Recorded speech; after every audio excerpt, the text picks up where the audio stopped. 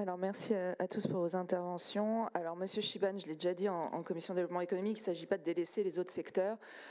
On a des aides structurelles à toute notre économie francilienne et parfois, en fonction de la conjoncture, on va cibler certains secteurs. On l'a fait et on continue de le faire, surtout le secteur de la décarbonation avec des partenariats particuliers comme avec la Fondation Solar Impulse, avec des efforts qui sont faits avec un fonds décarbonation. Je prends quelques exemples. Quand il y a eu la crise énergétique, on l'a fait avec toutes nos boulangeries. Dans le Covid, on l'a fait avec les restaurateurs. Enfin voilà, on réagit aussi au contexte international. Et là, et puis vous l'avez reconnu vous-même, c'est quand même un enjeu majeur.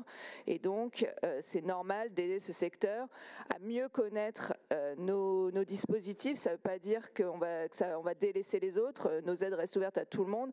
C'est juste leur faire mieux connaître parce qu'aujourd'hui, peu font appel à nos dispositifs.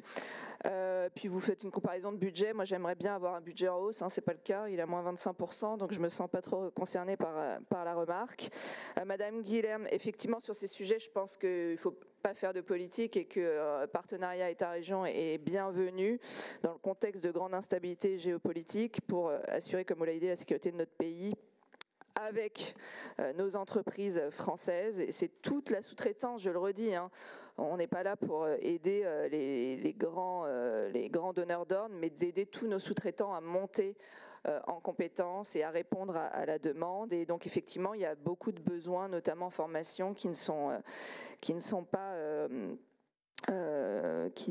aujourd'hui, il y a encore des manques en termes de personnel et donc il faut faire un effort particulier.